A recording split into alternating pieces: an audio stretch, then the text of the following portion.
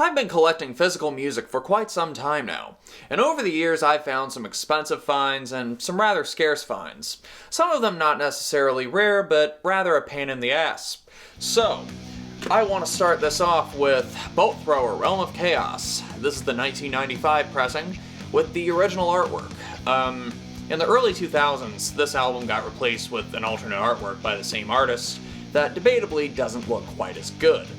And any versions with this original artwork tends to fetch for higher prices, and it's generally preferred by a lot of fans.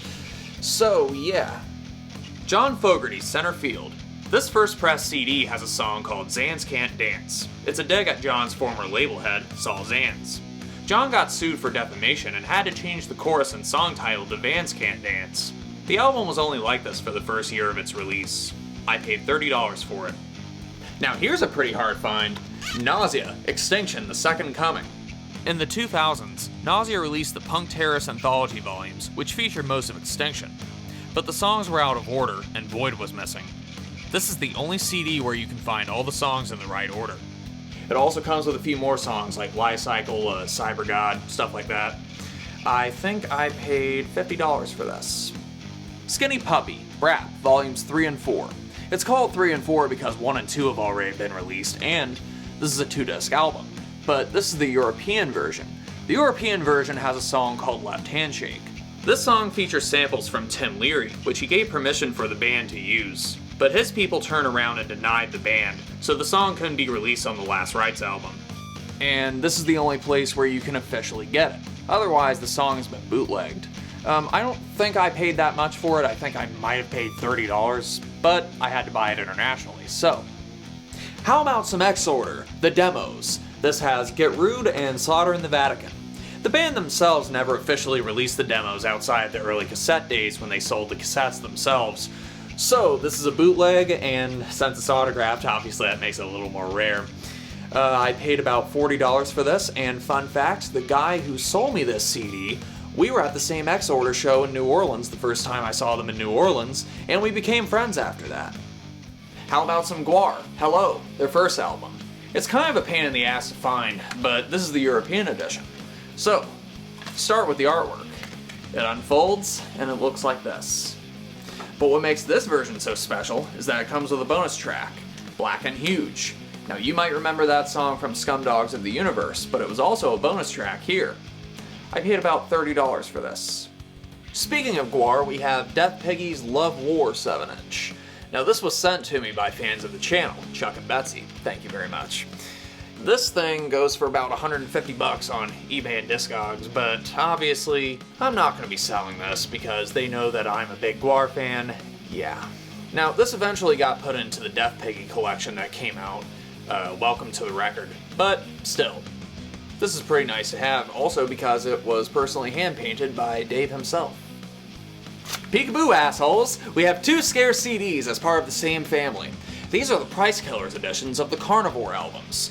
These are the first CD pressings of the Carnivore albums, and they were done by Road Racer when they were still called Road Racer.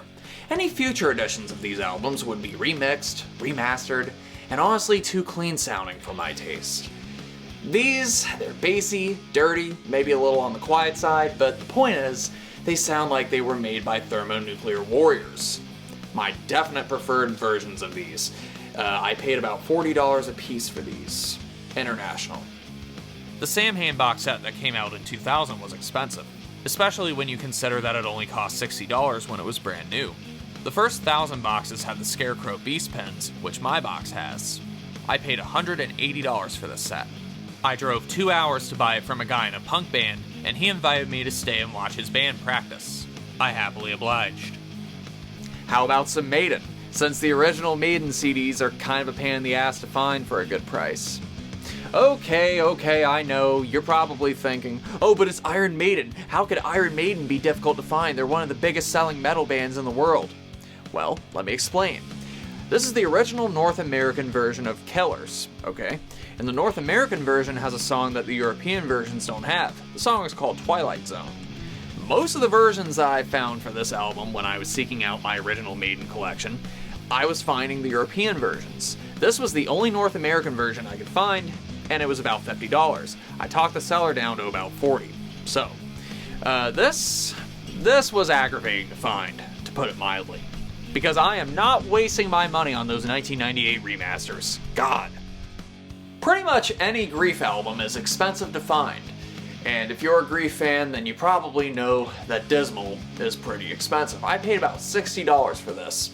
This is the original CD from the early 1990s.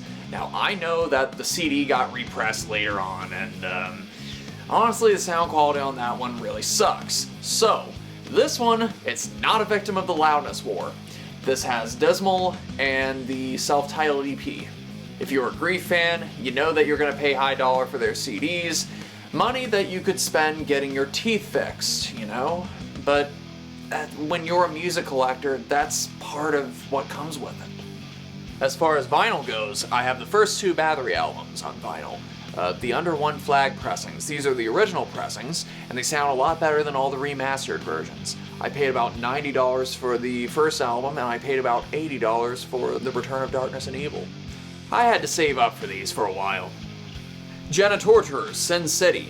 This is the Japanese edition where only 1,000 copies were made. Now, it has 4 bonus tracks, and it has some pretty cool pictures in the packaging. Oh, and it's also autographed. I paid about $30 for this. Butthole Surfers, Double Live. Yes, this is the official version, not a bootleg. 4,750 copies were made on CD, and this is number 1579. 29 songs, pretty awesome. 10 of those songs were not included on vinyl. This got pretty rare and hard to find over the years, and the Butthole Surfers themselves decided to put this on their website for free as MP3 downloads because they didn't want to see their fans shelling out ridiculous amounts of money for this. I paid about $70 altogether, and it was totally worth it just because it's that good. Celtic Frost's infamous album Cold Lake. Tom Warrior has never remastered this album, and, well, there's probably a reason for it. I paid about $30 for this. It was hard to find in good condition. I paid $30 for it. I might as well have just paid somebody on the street to punch me in the face. Finally, the rarest album that I own, hence the framing, is Misfits, 12 Hits from Hell. This was supposed to be officially released, but it got cancelled at the last minute for various reasons, and most copies were destroyed. You know it's legit because it's sealed and it has the sticker. I am never opening this. Fortunately, you can go on eBay and find well-created bootleg copies for pretty cheap. The legit copy was a birthday present to myself one year, and I paid $200 for it. These were some rare, scarce, and hard-to-find albums in my collection.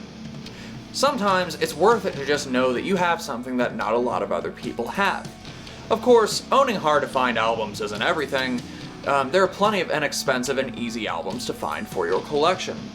But it's all a matter of what you are willing to pay for an album. So, on we go in the search for more music. Grind on.